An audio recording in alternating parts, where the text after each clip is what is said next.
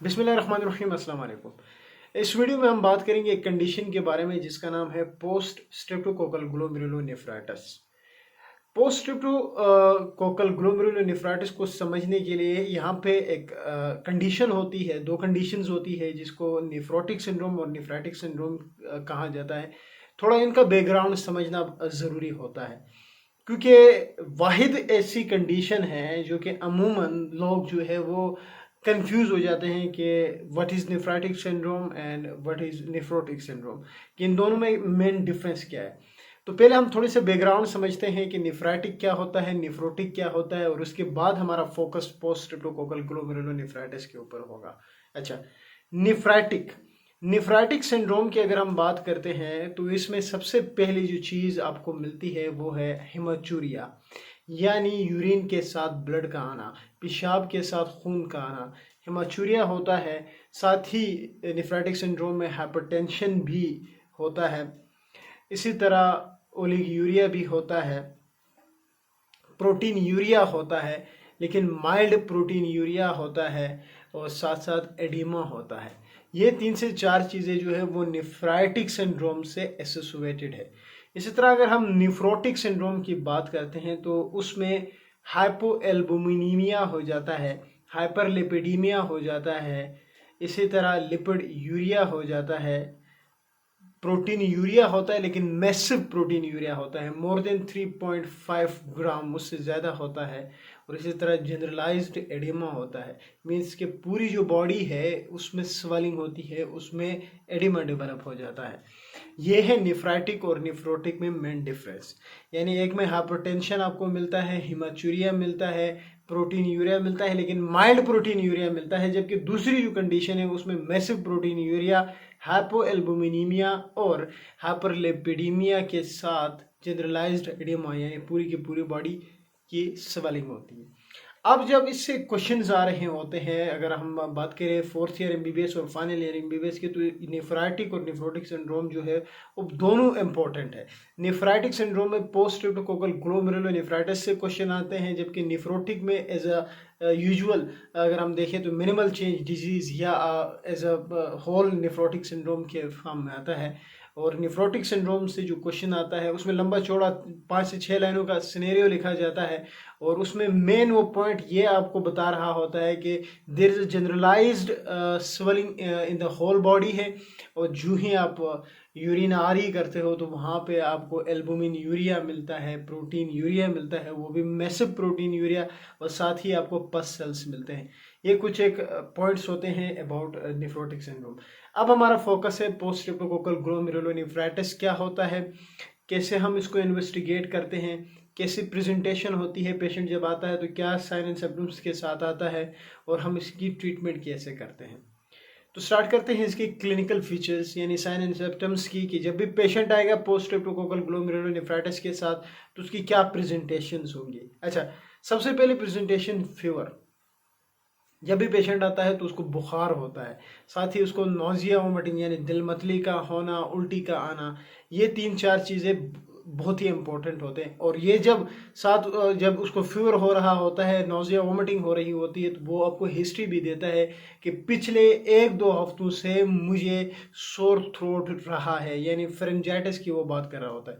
Fever, nausea vomiting is associated with sore throat है। अच्छा, अब होता क्या है कि ये जो कंडीशन है post streptococcal glomerulonephritis is always occur after group A beta haemolytic streptococcal infection, जिसको हम फेरेंजाइटिस जो कहते हैं। 1 से 2 हफ्ते जब हो जाते हैं सोर थ्रोट के, तो उसके बाद ये कंडीशन डेवलप हो जाती है।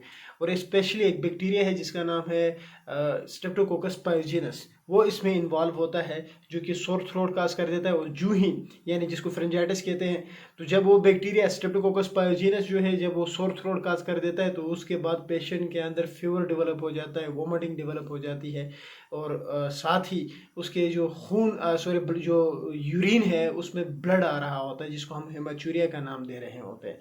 तो ये चंद एक फीचर्स है, प्रेजेंटेशन से जब भी पेशेंट आएगा तो उसको हिस्ट्री रही होगी सोर थ्रोट की, साथ उसको बुखार होगा और हिमाचूरिया की भी हिस्ट्री होगी। अच्छा, तो जब ऐसे केसेस में आप जो पहला आपका जो ऑप्शन होता है, अगर इन्वेस्टिगेशन की हम बात करें, तो वो यूरिन आ रही है।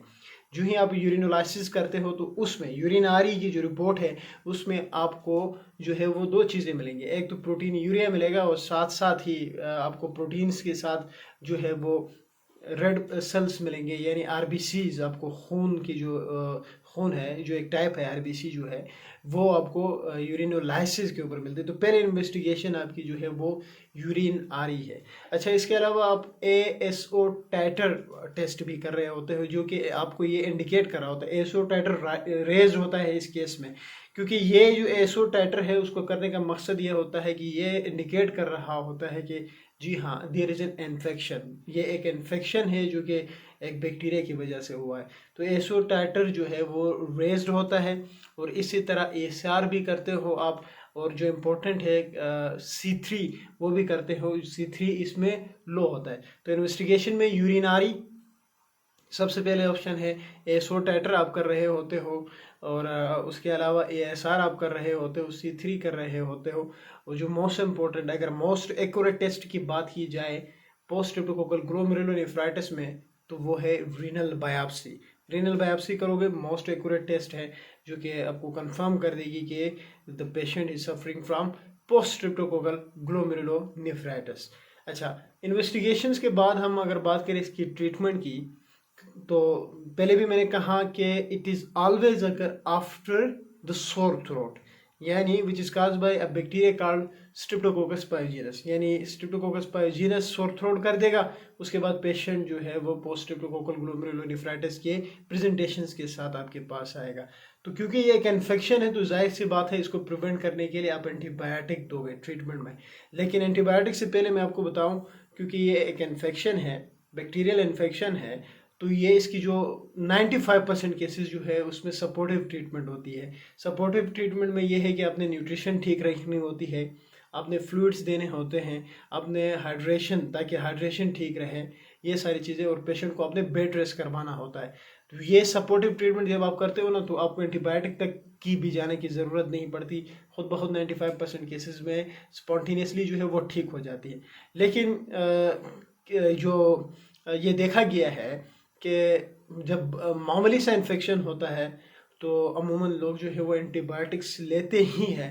तो इस केस में भी लोग स्पॉन्टेनियस रेजोल्यूशन का वेट नहीं कर रहे, उससे सीधा एंटीबायोटिक्स पे चले जाते हैं। एंटीबायोटिक इसकी ट्रीटमेंट ऑफ चॉइस है। अगर स्पेसिफिक जो ट्रीटमेंट है उसकी बात करें तो एंटीबायोटिक्स हम दे देते हैं। अच्छा, एंटीबायोटिक्स के अलावा आप क्या कर रहे होते हो? अच्छा, इसके अलावा क्योंकि इस कंडीशन के अंदर जब पेशेंट प्रेजेंट कर रहा होता है हेमाचूरिया, फीवर और आफ्टर द सोर थ्रोट के साथ साथ उसको हाइपरटेंशन भी हो चुका होता है, यानी ब्लड प्रेशर आपको मिलता है 190/100 मिलेगा, इसी तरह 210/120 मिलेगा, ब्लड प्रेशर बहुत ज़्यादा होता है। तो आपने सपोर्टिव ट्रीटमेंट के साथ एंटीबायोटिक दे दी, इसकी मेन ट्रीटमेंट ऑफ चॉइस है। लेकिन अगर पेशेंट हाइपरटेंसिव है तो आपने साल्ट रिस्ट्रिक्शन करनी होती है। अच्छा, अपने डाइट में अपने साल्ट को बंद करना होता है या कम करना होता है, और साथ ही एंटी हाइपरटेंसिव ड्रग्स भी दिए जाते हैं ताकि जो है वो ब्लड प्रेशर जो है वो कंट्रोल में आ जाए। तो ये सारी इसकी जो है वो ट्रीटमेंट ऑप्शन है पोस्ट स्ट्रेप्टोकोकल ग्लोमेरुलोनेफ्राइटिस की। So that's all about post streptococcal glomerulonephritis. Thank you.